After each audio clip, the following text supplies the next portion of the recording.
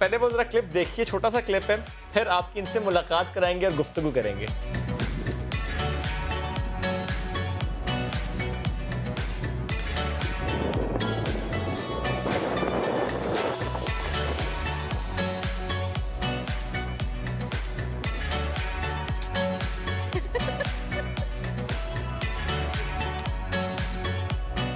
Video आपने देखी, इस वक्त हमें ज्वाइन किया है कमोडोर आरिफ सईद साहब ने और उनकी बेटी सब लेफ्टिनेंट रशना आरिफ ने। आप दोनों को कहेंगे good morning and welcome to the show. अस्सलाम वालेकुम सर।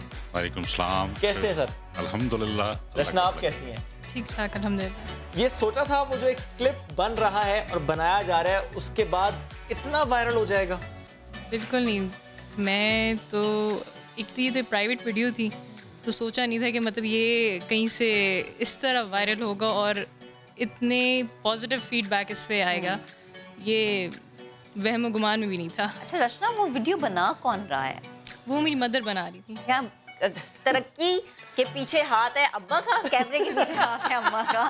ये माँ बाप मिलके जो बच्चों को अच्छा मुस्तकबिल देने की हमेशा कोशिशों में लगे रहते हैं ना, जिंदा जावेद मिसाल है। इसमें कोई शक नहीं है। मुझे सर पहले आप बताएं कितने बच्चे हैं आपके, फिर मैं पूछूंगा कि बाकी बच्चे क्या क्या कर रहे हैं। शोएब, मेरे 3 बच्चे हैं। ओके। रशना मेरी सबसे बड़ी बेटी है। अच्छा, माशाल्लाह। इसके बाद मेरा बेटा है हैदर आरिफ, वो अभी प्रेजेंटली बहरिया यूनिवर्सिटी में BST इन फिल्म प्रोडक्शन कर रहा है। एंड देन मेरी younger daughter Hamna Arif, she is studying in class 6। मतलब सबसे बड़ी बेटी है ये, पहली औलाद है ज़ाहिर है। और इससे मुतालिक क्या बचपन में सोचा था कि फोर्सेस में भेजना है, यूनिफॉर्म पर्सनल होंगी? मुझे तो खैर कहने की ज़रूरत ही नहीं पड़ी क्योंकि बचपन से इसका एप्टीट्यूड था। अच्छा। Towards joining navy. अच्छा, ये आर्म्ड फोर्सेस में भी नेवी ये सोच रहा था कि अब्बा का जो यूनिफॉर्म है ना, प्यारा सा अब्बा के नक्शे कदम पे चलना है। वैसे बेटियां अमूमन होती हैं कि अम्मा के नक्शे कदम पे चलती हैं, लेकिन हमें ये भी मिसालें मिलती हैं कि अब्बा के नक्शे कदम पे चलना। तो वो क्या चीज़ थी जो बहुत ज़्यादा अट्रैक्ट करती थी? एक तो ये वाइट यूनिफॉर्म, और सिंस अबू थे भी एविएशन साइड के तो उनकी डांगरी भी होती थी, उसके साथ बैरिक कैप हमारी होती है। तो वो मुझे बहुत शौक था पहन के सलूट करने का। तो अबू जब भी ऑफिस जाते थे उनको सी ऑफ करने के लिए मैं वो बैरे पहन के सलूट करती थी उन्हें। अच्छा, तो वो एक चीज़ थी कि उसने कहा कि रशना बस इसी नक्शे कदम पे चलना और यहीं पर ही जाना है। अच्छा, ये कहानी जो सलूट से स्टार्ट हुई, सलूट पे आके ही फिलहाल रुकी और आगे भी इंशाल्लाह ज़रा अपने सलूट करना है। अब बताएं, उस दिन यानी सैटरडे परेड हो गई, ये सोचा था कि आपने इसी तरह जाना है वालिद साहब के करीब और इसी तरह सैल्यूट करना है, ये प्लान था? मैंने जिस दिन रिपोर्ट की थी पाकिस्तान नेवल एकेडमी में, मैंने उस दिन से ही सोचा था कि जिस दिन कमिश्निंग डे होगा उस दिन मैंने प्रॉपर मार्च के साथ जाके सैल्यूट करना एज एन ऑफिसर। पहले एज अ बेटी के तौर पे किया था, अब एज एन ऑफिसर करूँगी मैं। और ये मैंने अल्हम्दुलिल्लाह 26 जून को पूरा किया। और जब आप अपने अब्बा के गले लगी, मतलब वो लम्हा, वो तो आप कभी प्लान ही ना कर सकते। हाँ, वो प्लान नहीं हो सकता। वो लम्हा होता है कि मुझे लगता है कि अब्बा की आंखों से भी आंसू जारी होंगे और बेटी की आंखों से भी। ऐसा ही था। बिल्कुल। मैंने जब सलूट किया तो ही वाज स्माइलिंग और इनकी आंखों में जब आंसू आए तो लाइक नहीं रोना नहीं है। अच्छा, तो यानी आंसू ना गिरे इसलिए फौरन लपक के आपने गले लगा लिया। वर यू एक्सपेक्टिंग सर कि सलूट के बाद ऐसे ही होने वाला, वो भाग के आने लगी है? इट वॉज टोटली ऐसे ही अनइंटेंशनल था, बस वो एक इमोशनल मोमेंट था। क्योंकि जिस बेटी को आपने गोदों में अपने कंधों पे खिलाया हो और उसको आप बड़े होते हुए और उन जूतों पे और उन नक्शे कदम पे चलते हुए देखें जो बाप के नक्शे कदम पे, तो मेरे ख्याल में बाप के लिए उससे ज़्यादा फ़ख्र का मकाम नहीं हो सकता। तो वो मेरा इतना प्राउड मोमेंट था कि वो ना चाहते हुए मैं आंसू उस वक्त नहीं रोक सका। अभी भी रोक नहीं पा रहे, बड़े मुश्किल से रोक रहे हैं, मैं देख रहा हूँ। वाकई वालिद के लिए स्पेशली बता रहे, बेटी से अटैचमेंट बहुत ज़्यादा होती है, पहली बेटी। सर आप मुझे बताएं, बेसिकली आप लोग कहाँ से हैं? Basically Shoaib, we belong to Bardan. अच्छा, बरदान से हैं। ओके। और my father was in navy, he retired as lieutenant commander. मैं सेकंड जनरेशन हूँ नेवी में and Rashna is the third generation in navy. तो आपके खानदान में कोई और खातून भी है जिसने आर्म्ड फोर्सेस ज्वाइन की? नहीं, she is the first one. ये पहली खातून है जिसने आर्म फोर्सेस को ज्वाइन किया है और आई एम श्योर ये मशले राह बनेगी बाकियों की। इंशाल्लाह। अब चूंकि आपने कहा she is the first one, तो फैमिली के अलावा बाकी जो खानदान है, अजीज़ो अकारिब है, उनका रिस्पांस क्या था जब आपने कहा कि फ़ाइन जी अब आप जाएं ज्वाइन करें नेवल एकेडमी और ये चली गई? बहुत पॉजिटिव रिस्पांस था। बल्कि इनकी तो कजन्स जो थी उसके बाद इतनी डेस्परेट थी ज्वाइन करने के लिए। अब उनसे पूछेंगे कि कैसे अप्लाई करना क्या प्रोसेस है, क्या प्रोसीजर है, कैसे ज्वाइन किया जाता है। तो ये I think she became a source of inspiration for her cousins. जबरदस्त। अच्छा रचना, मुझे बताएं, जैसे होता है ना कि हम बचपन में सोचते थे कि अच्छा ये काम करना है, हमें पता होता है हमारा ट्रैक क्या है, हमने उस ट्रैक पर चलना है, ये चीज़ें करनी है। तो इस चीज़ को ज्वाइन करने के लिए, नेवल एकेडमी में जाने के लिए क्या क्या मुश्किलात थी, कहाँ कहाँ डर लगा, कहाँ कहाँ लगा कि नहीं बहुत मुश्किल है, मैं नहीं कर सकती? ये मुश्किलात तो खैर आप कोई भी फील्ड ज्वाइन करो तो आती ही हैं।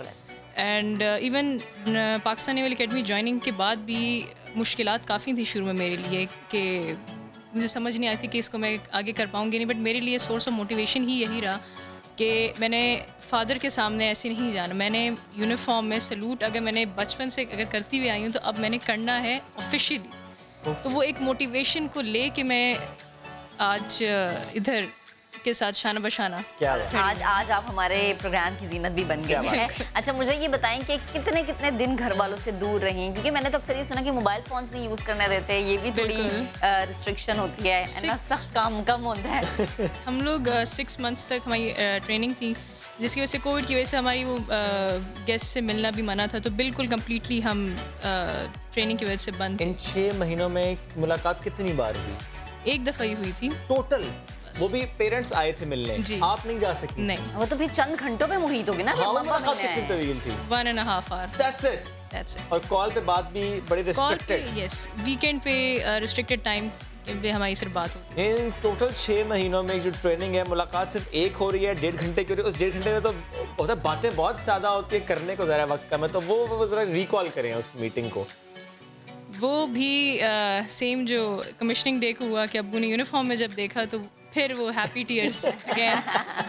और मैंने कहा अभी नहीं है, आपने वेट करना कमिश्निंग डे के लिए, अभी स्टिल इन प्रोसेस है ये। तो अभी भी आपके अब्बा का चेहरा लाल हो रहा है, वो खुशी के जो आंसू है ना वो अभी भी अब्बा की आंखों में, वो ऐसी छोटी छोटी आंखें करके आंसू छुपाने की कोशिश करें। सर, कितना फ़ख्र होता है जब हम, माशाल्लाह हमारे लिए तो है ही फ़ख्र कि हमारी मुल्क की बेटियाँ, जब घर की बेटी निकल के जाती है तो यकीनन बहुत सारे लोगों को सबक भी मिलता है, बहुत सारे लोगों के लिए रोशन मिसाल भी हैं ये। बेशक। और मैं अपनी कौम की बेटियों को भी कहूँगा आगे बढ़ें और लोगों के लिए, क्योंकि ये हमारी वो 52% पॉपुलेशन है जो अगर हम यूज़ करें, और I tell you the girls of Pakistan they can perform wonders. True.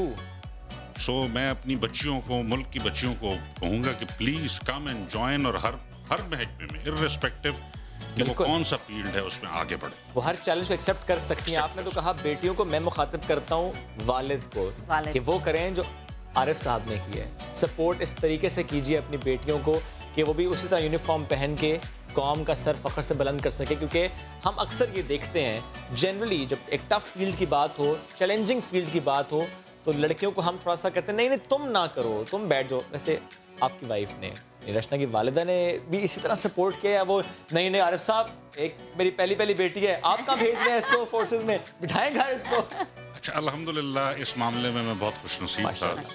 इनकी वालिदा ने हमेशा सपोर्ट किया और इनके साथ रही और इनकी हिम्मत बांधती रही, तो इसमें वो मैं पीछे नहीं हटी। और ये आज उसी की मेहनत और तरबियत का नतीजा है इसकी वालिदा का, कि आज रचना को ये दिन देखना नसीब हुआ, हमें ये दिन देखना। माशाल्लाह। रचना, थोड़ा सा अगर मुझे आप ट्रेनिंग से मुताल्लिक भी बताएंगे ज़रा। It's tough schedule, tough training है, क्या क्या टफ रहा जो कि आपने ज़िंदगी में पहले कभी नहीं किया था, पहली बार वहाँ करना पड़ रहा था?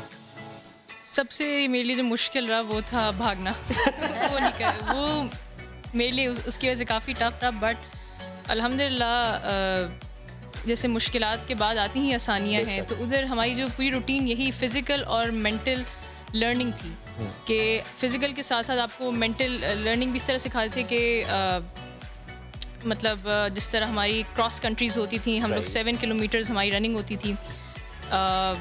पेट हमारा होता है फ़िज़िकल एंड्योरेंस टेस्ट, जिसमें sprint, mile, swimming, sports, public speaking, ये ओवरऑल वो ग्रूमिंग हमारी एज एन ऑफिसर हमारी काफ़ी कराई थी। जो डिफरेंट बैकग्राउंड से मेरे साथ जो मेरी 14 कोर्समेट्स थी फीमेल, जो डिफरेंट कहते हैं across the countries, sorry across the जो प्रोविंसेस आई हैं, मेरे साथ रह के हम लोग ने इतनी कोई लर्निंग हमने की एंड मतलब काफ़ी हम लोग फ़ख्र महसूस करें कि 6 मंथ्स जो हम लोग शुरू में मुश्किलात हमने सही, अब हम यहाँ पे यूनिफॉर्म में बैठे, एप्लेट्स लगाए, नेवल ऑफिसर्स बैठे। और ये ना कि मुश्किल के बाद आसानी है, और वो आसानी इतनी खूबसूरत है कि वो फिर मुश्किल याद ही नहीं रहती।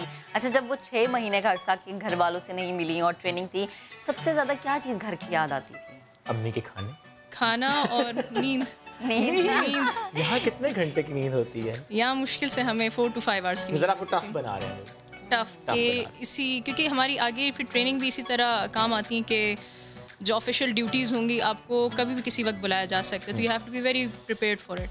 तो उस लिहाज से काफ़ी इवन अभी एकेडमी आने के बाद भी मैं सुबह जल्दी उठ रही हूँ, मैं ऑटोमेटिकली आदत बन गई है। तो जो मेल कैडेट्स हैं और जो फीमेल कैडेट्स हैं, दोनों की रूटीन सेम होती है? सेम। अच्छा, सेम होता है? सेम। वही माइल है, वही swimming, everything is same. Everything is same. मतलब ये तो और ज़्यादा टफ बनाने वाली बात हो गई। वरना होता है ये मार्जिन मिल जाता है कि लड़की है ना, मतलब जैसे मैं और शिमरन, तो मुझे मार्जिन मिल जाता है कि नहीं खातून है ना, इसी फील्ड में हो रहा है और किसी फील्ड में ये नहीं हो रहा। थोड़ा सा रिलैक्स करना है। लेकिन भाई ये बड़ी मुश्किल और बड़ी अच्छी बात है कि ख़वातीन को भी उस तरीके से मजबूत बनाना। अच्छा, मुझे ये बताएं कि जाहिर सी बात है आपके अब्बा ऑलरेडी इस फील्ड में थे, तो अब्बा की मुश्किलात देख के कि अब्बा की ट्रेनिंग ऐसी होती है, कभी बचपन में सोचा था कि अच्छा आइडिया माइंड बदल लो, कुछ और बन जाओ कोई डॉक्टर बन जाओ या इंजीनियर बन जाओ? ट्रेनिंग के बारे में अब्बू ने मुझे सिर्फ ज्वाइनिंग से पहले ही बता दिया था कि इसमें ये चीज़ है, तो be mentally prepare for that. ये अच्छा किया वैसे उन्होंने। तो फिर क्या माइंड था?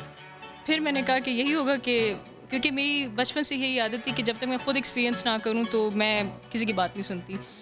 तो वही हुआ कि जब गई, एक्सपीरियंस किया, तो डेफिनेटली एक एडवेंचरस मैं कहूँगी एक पार्ट ऑफ लाइफ था मेरा, क्योंकि मुझे पहले से ही काफ़ी वो एडवेंचर्स करने का शौक़ था, लेकिन ये काफ़ी एक लाइफ का डिफरेंट एक्सपीरियंस था मेरा और ये हमेशा मुझे याद रहेगा। And I thank the Pakistan naval academy के ये आज मैं जो भी हूँ जो एज एन ऑफिसर अपने इसी पाकिस्तान नेवल एकेडमी की वजह से हूँ। ज़बरदस्त ज़बरदस्त। अच्छा, आपके अब्बा आपके सामने हैं, कैमरा आपके सामने है, ये हम लोग भी हैं, प्लेटफॉर्म भी है, अब्बा को क्या पैगाम देना चाहेंगे? दिल में आज अब्बा के लिए क्या है, अम्मा के लिए क्या है? मैं तो यही कहूँगी कि बाबा कीप सपोर्टिंग मी एज जिस तरह आप करते हुए आए, और आपकी वजह से ही आज मैं जो भी हूँ यहीं पे, आपकी यकीन, आपके प्यार की वजह से। मैं अपनी वालदा को भी यही कहूँगी कि उनकी सपोर्ट के बगैर भी ये मुमकिन नहीं था। उनकी अभी तक मुझे वो बात याद है कि कहती थी कि मुझे ना वाइट साड़ी में देखना है। मेरी नानी का भी ख्वाब था कि मैंने तुम्हें वाइट साड़ी में देखना है, और मुझे बचपन से कहती थी, जब मुझे याद है मैं 5 साल की थी, और मुझे कहती थी कि मैं तुम्हें वाइट साड़ी में देखना, और वो वाइट साड़ी मैं ख़ुद ख़रीद के तुम्हें पहनाऊँगी। अच्छा। तो सीइंग के इतने लोगों की वो रोल मॉडल थी मैं फैमिली में, और वो पूरा करते हुए आई, तो medley unbelievable. Exactly, it's a long journey. In fact बचपन से एक चीज़ जो सुनी, और जिस तरह आपने कहा ना नानी की भी ख्वाहिश और वालिदा की भी, तो आपने किया, उन लोगों को क्या पैगाम है, उस सोच का क्या जवाब है जो कहते हैं लड़की नहीं कर सकती, लड़की है नहीं करेगी, लड़की है ना भेजो, क्या कहेंगी? मैं तो अब्बू ने भी मुझे बचपन से यही सिखाया, और इसी तरह मुझे पाला पोसा कि बेटा बेटी में कोई फ़र्क नहीं, कोई फ़र्क। अगर करना चाहें तो कर सकती हैं, सिर्फ अगर यकीन हो आपको और अल्लाह पे भरोसा हो।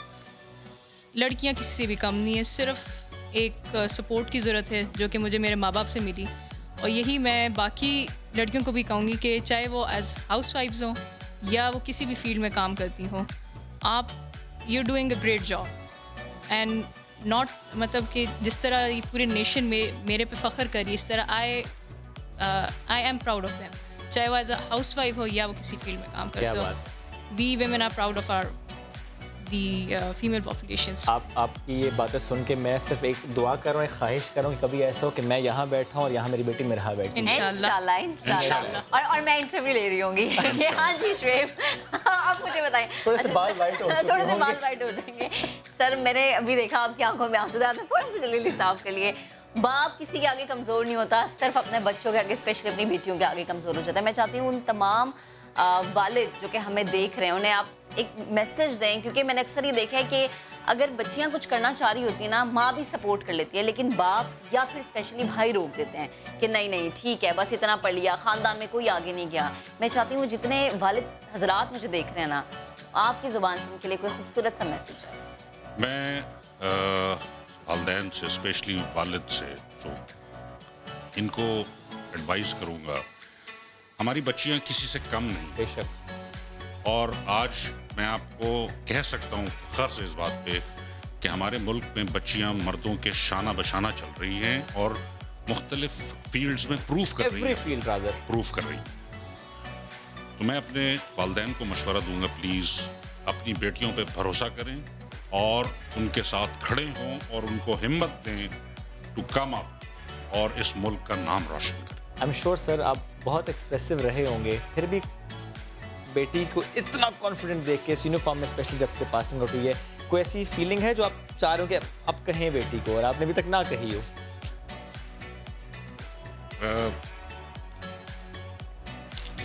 बेटियों के लिए कोई एक्सप्रेशन, कोई ऐसी चीज़ नहीं है, मतलब आपकी गोदों में पली बड़ी होती है। A sentence for Rashna. I love you, Rashna.